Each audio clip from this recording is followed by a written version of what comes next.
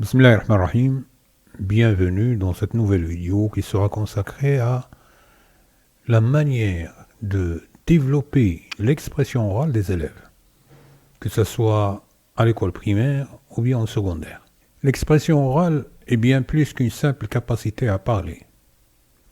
C'est un outil puissant qui façonne notre manière de penser, d'apprendre et d'interagir avec le monde.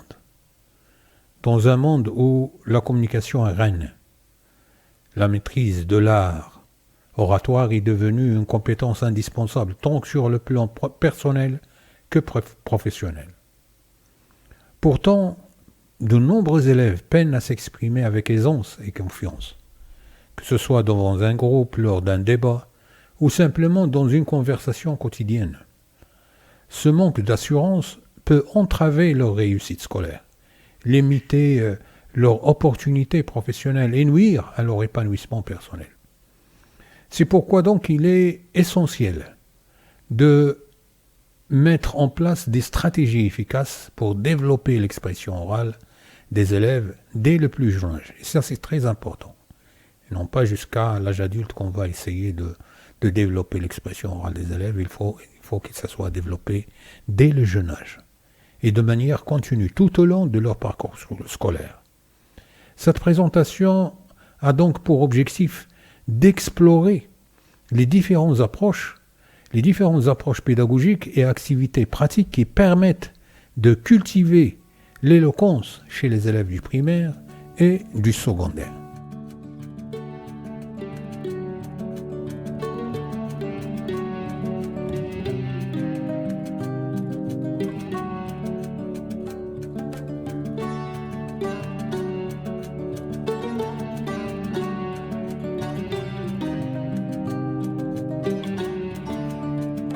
Alors pour commencer, on va essayer de parler de comment développer l'expression orale au primaire. D'abord, on doit créer un environnement favorable, et ceci en encourageant la participation.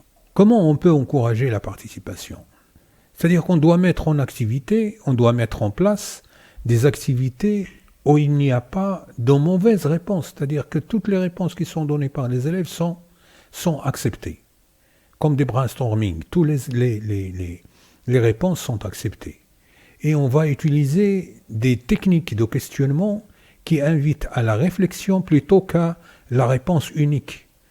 C'est-à-dire, au lieu de poser une question qui va avoir une seule réponse, on peut poser des questions qui invitent à réfléchir, où j'accepte toutes les réponses de mes élèves. Et on va donner des temps de parole individuels, chaque élève va parler, mais aussi en petits groupes pour réduire l'anxiété. C'est-à-dire on va donner le temps de parole individuelle, c'est-à-dire que les élèves peuvent parler individuellement, mais aussi ils peuvent parler en petits groupes pour réduire l'anxiété des élèves. On doit également valoriser les efforts, c'est-à-dire souligner les progrès, même minimes, des élèves. Utiliser des encouragements spécifiques, comme « j'ai aimé la façon dont tu as utilisé ce mot ». J'aime cette phrase que tu as utilisée dans ton discours. J'aime cette manière d'essayer de me convaincre. Et éviter les critiques négatives et les comparaisons. C'est-à-dire éviter de dire pourquoi tu n'as pas parlé comme ton camarade l'a fait, pourquoi tu n'as pas dit ceci, pourquoi tu n'as pas dit cela. Donc il vaut mieux travailler sur l'encouragement plutôt que sur les critiques négatives. Et aussi instaurer un climat de confiance. Ça rejoint l'idée précédente, c'est-à-dire établir des règles de respect mutuel. C'est-à-dire on doit encourager les élèves à accepter les réponses de leurs camarades et à être à l'écoute et montrer de l'empathie. C'est-à-dire que je suis avec mes élèves et non pas comme un adversaire dans l'école. Je suis avec mes élèves, j'écoute mes élèves, je leur montre que je suis avec eux. Et je dois créer des moments de partage et de collaboration. Ensuite, toujours pour le primaire, on va essayer de voir comment on peut utiliser les activités ludiques pour essayer d'encourager encore davantage la prise de parole de mes élèves. On va commencer par le jeu de rôle. Le jeu de rôle, c'est-à-dire que les élèves peuvent se mettre dans la peau de personnages et interagir entre eux. C'est-à-dire, on doit mettre en scène des situations de la vie quotidienne et on va demander aux élèves de jouer le rôle des personnages que nous avons choisis dans la situation. Utiliser des accessoires et des costumes pour stimuler l'imagination. Encourager les élèves à improviser et à développer leur créativité. Et ceci, on peut le faire non seulement à l'oral, mais on peut le faire dans d'autres activités en utilisant l'oral. Par exemple, une activité de lecture où il y a un dialogue, je peux demander aux élèves d'essayer d'imiter les personnages qui parlent dans le dialogue, qui parlent dans le texte. On peut leur donner de changer de personnage. Si c'est un petit garçon qui parle, on peut leur demander, imaginer qu'il s'agit d'un vieux qui parle, comment il va parler. Et ceci va les encourager à improviser et à développer leur créativité. Également, nous avons présentation orale. Présentation orale, c'est-à-dire commencer par des présentations courtes et simples. Une phrase ou bien 2 phrases, surtout primaire. Une phrase, 2 phrases, 3 phrases et ainsi de suite. Et donner aux élèves la possibilité de choisir leur sujet. C'est-à-dire on va leur donner, chaque élève va essayer de parler du sujet qui l'intéresse. Donc si l'élève parle d'un sujet qui l'intéresse, il va parler d'une manière plus développée et plus approfondie. Et aussi, lors des présentations orales, on peut demander aux élèves d'utiliser des supports visuels pour rendre les présentations plus attrayantes. Ensuite, toujours dans les activités ludiques, on peut créer des débats simples. Les élèves peuvent exprimer leur opinion sur un sujet donné, choisir des sujets qui suscitent l'intérêt des élèves, et on doit aider les élèves à apprendre à écouter les opinions des autres. Et on va les encourager à exprimer leur propre opinion de manière respectueuse. Et ceci pour enrichir les débats et pour encourager les élèves à s'affronter oralement. Et toujours dans un climat de respect mutuel. Ensuite, on peut également, toujours dans les activités ludiques, avoir recours à des récits d'histoires.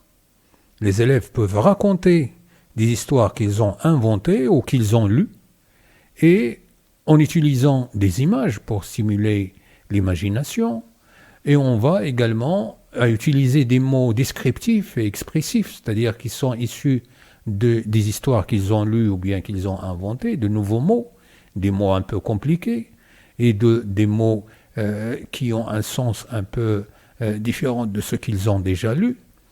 Et on peut organiser aussi des séances de contes où les élèves peuvent partager leurs histoires, soit les histoires qu'ils ont lues, ou bien les histoires qu'ils ont écoutées de la part de leurs parents, ou bien des histoires qu'ils ont vécues, qu'ils ont vues à la télé, etc. C'est-à-dire on peut les encourager à nous raconter.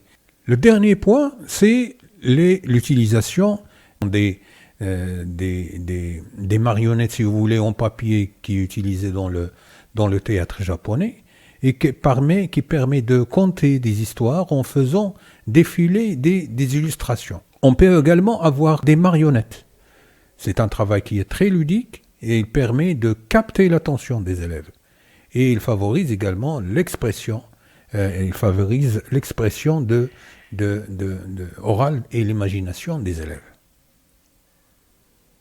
Donc le point suivant, c'est de travailler la prononciation et le vocabulaire pour développer toujours l'expression orale des élèves. Et pour ceci, on doit d'abord travailler des exercices de diction. Et lorsque je parle d'exercices de diction, c'est-à-dire des exercices qui vont apprendre à l'élève à bien dire le mot, à bien prononcer le mot. Et ceci, on peut le faire, on ne peut pas le faire s'il n'y a pas des exercices de prononciation et de vocabulaire. Donc, dans ces exercices de diction, les élèves peuvent répéter des phrases et des mots difficiles. Et pour ceci, on peut utiliser des virlangues et des poèmes. Des virlangues, c'est-à-dire des phrases où il y a des mots qui sont proches dans leur prononciation et qui peuvent poser des problèmes aux élèves, mais avec l'exercice, ils vont aider les élèves à bien dire les phrases. Et également, on va inviter les élèves à faire des exercices de respiration et de relaxation pour les encourager davantage à parler d'une manière aisée. Et également les encourager à s'enregistrer et à s'écouter. Et dans l'enregistrement et dans l'écoute, ils vont découvrir leurs propres erreurs, ils vont découvrir leurs propres imperfections. Et ils vont s'auto-corriger. C'est le point le plus important. Ensuite, on va développer des jeux de vocabulaire. Les élèves peuvent apprendre de nouveaux mots et les utiliser dans des phrases. Et ceci, c'est le point le plus important et dont j'ai parlé déjà dans plusieurs de mes vidéos. C'est-à-dire les mots nouveaux, s'ils ne sont pas utilisés dans des phrases, ils ne sont pas utilisés dans des situations, ils seront des mots sans aucun sens pour les élèves qui apprennent une langue, surtout une langue étrangère. Donc, il est impératif d'utiliser les mots nouveaux dans des phrases. On peut également encourager les élèves à utiliser de nouveaux mots dans leur conversation. Les mots qu'ils ont appris dans la lecture, les mots qu'ils ont appris dans l'expression orale, les mots qu'ils ont appris même dans la grammaire et dans la conjugaison, on va les inviter à les utiliser dans leur conversation. On a également, pour travailler la prononciation et le vocabulaire, l'utilisation des poèmes. Bon, l'utilisation des poèmes, et je viens de le dire, la poésie est formidable. C'est un outil pour travailler l'addiction, la prononciation et le vocabulaire. Les poèmes peuvent être récités individuellement ou en groupe. Les élèves peuvent apprendre et mettre le temps et gérer les intonations. Et c'est le point le plus important, c'est gérer les intonations et mettre le temps dans les récitations des élèves. Maintenant, une autre technique, c'est intégrer l'expression orale dans toutes les matières. Et ça, c'est le point le plus important et qui est souvent oublié par les enseignants. Ce qui fait qu'ils enseignent la grammaire pour la grammaire. Ils enseignent la conjugaison pour la conjugaison. Alors que l'expression orale doit être utilisée dans toutes les disciplines. On doit avoir l'expression orale dans la grammaire, l'expression orale dans la conjugaison, l'expression orale dans le vocabulaire, etc. C'est-à-dire que l'expression orale, comme je l'ai déjà dit dans une autre vidéo précédente sur le développement de l'expression orale, c'est que l'objectif de l'apprentissage de la langue, d'une n'importe quelle langue, c'est les 4 compétences. La compréhension orale et la compréhension écrite, et la production orale et la production écrite. Donc tout ce qu'on apprend à l'école, c'est pour développer ces 4 compétences. Si j'apprends la conjugaison et que je ne l'utilise pas dans la conversation, ça veut dire qu'il n'a aucune utilité. Si j'apprends la grammaire et que je ne l'utilise pas correctement et que bien que je parle d'une manière incorrecte, ça veut dire que la grammaire ne m'a servi à rien. Ça veut dire que l'utilisation de la grammaire, elle est seulement mémorisée pour être récitée lors d'une évaluation, etc. Donc, ce que je veux dire, c'est que pour développer l'expression orale, on doit y intégrer l'expression orale dans toutes les disciplines.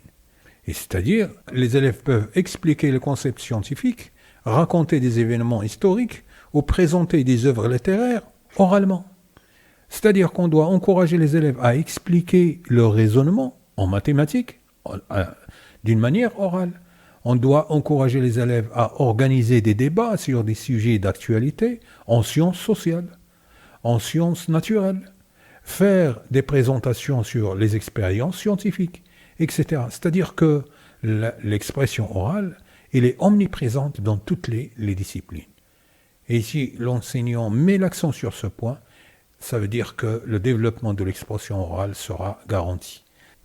Maintenant, au secondaire. Comment on peut développer l'expression orale des élèves au secondaire? D'abord, on doit approfondir les compétences acquises au primaire. Tout ce que nous avons déjà dit au primaire, ils doivent être approfondis davantage dans le secondaire. C'est-à-dire qu'on doit approfondir les compétences qui sont déjà acquises au primaire, on doit travailler sur la structure des arguments et la logique. On doit enseigner les techniques de gestion du stress et de la prise de parole en public. Et également, on doit encourager l'utilisation d'un vocabulaire spécialisé et adapté aux différents contextes. Ensuite, on doit aider les élèves à mettre en place des activités plus complexes. Parce que nous sommes au collège ou bien au lycée, on commence à avoir des élèves dans un âge un peu qui s'approche de l'âge adulte, ce qui fait qu'ils auront besoin d'autres compétences que les compétences qui sont déjà acquises au primaire. Donc les élèves, on va mettre en place des exposés oraux qui exigent des recherches approfondies et des ressources fiables. On doit enseigner aux élèves les techniques de présentation multimédia, c'est-à-dire comment ils vont utiliser les ordinateurs et les datashows par exemple, ou bien n'importe quel outil de présentation. On doit également organiser des séances de questions-réponses après les présentations, c'est-à-dire qu'un groupe d'élèves vont présenter, les autres vont essayer de poser des questions sur ce qu'ils ont entendu de la part de leurs camarades. Et ainsi, on fera parler tout le monde. Ensuite, on va créer des débats contradictoires. Donc, parmi les stratégies qui vont développer l'expression orale, c'est de créer des débats contradictoires, c'est-à-dire attribuer des rôles et des points de vue qui sont opposés et amener les élèves, ou bien chaque groupe d'élèves, à défendre leur point de vue. Et pour ceci, on doit enseigner les techniques de réfutation, les techniques de persuasion, pour aider les élèves à défendre leur point de vue. Et également encourager l'écoute active et le respect des opinions divergentes. Parce que lorsque nous sommes dans des débats contradictoires, ce sont des points de vue qui sont totalement opposés et on doit accepter, donc, on doit plutôt respecter les opinions qui ne vont pas avec les nôtres. Et également, on peut, parmi les stratégies aussi, faire des simulations de situations professionnelles. C'est-à-dire organiser des simulations d'entretien d'embauche, de réunions et de négociations. Et donner des retours constructifs sur les performances. Donner des évaluations, des feedbacks pour les élèves sur leurs performances. Et on doit préparer les élèves aux exigences du monde professionnel. Et pour le jeu oratoire, qui est aussi une autre stratégie, c'est permettre de travailler l'argumentation, la répartie et la prise de parole en public. Donc les élèves apprennent à structurer leurs idées et à les exprimer clairement. Et ceci, il ne peut se faire que si on a bien développé la confiance en soi chez nos élèves. L'autre point, ou bien l'autre stratégie, c'est l'utilisation des technologies. On doit utiliser des technologies, c'est-à-dire on doit encourager les élèves à utiliser des logiciels de montage audio, des logiciels de montage vidéo pour les présentations. Ou bien créer des podcasts et des vidéos éducatives. Utiliser des plateformes en ligne pour organiser des débats et des discussions. Créer des radios scolaires, créer des télévisions scolaires pour essayer d'encourager les élèves à prendre la parole et à s'exprimer oralement. Et l'évaluation, c'est un moyen qui va être, si vous voulez, c'est un moyen qui accompagne toutes ces stratégies que nous avons mentionnées. C'est-à-dire qu'on doit évaluer régulièrement les progrès des élèves. Utiliser des grilles d'évaluation qui prennent en compte les différents aspects de l'expression orale et donner des retours individualisés et constructifs. Constructifs, c'est-à-dire qui prennent en considération le progrès de chaque élève. Et lorsqu'on parle de retour individualisé, ça veut dire un retour qui est destiné à chaque élève, mais il doit être constructif. Et organiser des séances d'auto-évaluation, c'est-à-dire que je dois permettre à l'élève de s'auto-évaluer lui-même, ou bien de faire une évaluation par les pairs. C'est-à-dire que les élèves vont s'évaluer mutuellement. Voilà donc tout ce qui concerne les stratégies qui peuvent être poursuivies pour développer davantage l'expression orale des élèves, que ce soit au primaire ou bien au collège. Donc, en conclusion, le développement de l'expression orale chez les élèves que ce soit au primaire ou bien au secondaire, c'est un enjeu majeur pour leur réussite scolaire, professionnelle et personnelle. Donc il s'agit d'un processus continu qui demande un engagement constant de la part des enseignants, des parents et des élèves eux-mêmes. Donc au primaire, l'accent est mis sur la création d'un environnement bienveillant, l'utilisation d'activités ludiques et le travail sur les bases de la communication et prononciation, vocabulaire et structuration des phrases. Et au secondaire, les élèves sont amenés à approfondir leurs compétences, à développer leur esprit critique et à s'exprimer de manière plus formelle et argumentée. Donc l'intégration de l'expression orale dans toutes les matières est primordiale. Il faut intégrer l'expression orale dans toutes les matières si on veut développer l'expression orale.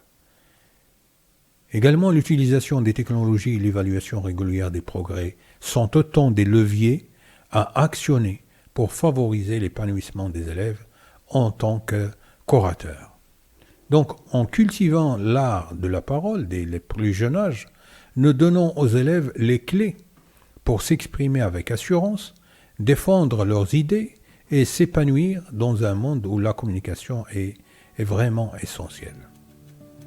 Donc voilà tout ce qui concerne cette présentation sur la manière de développer l'expression orale des élèves. J'espère que j'étais clair et simple et je vous laisse et à la prochaine vidéo, Inch'Allah.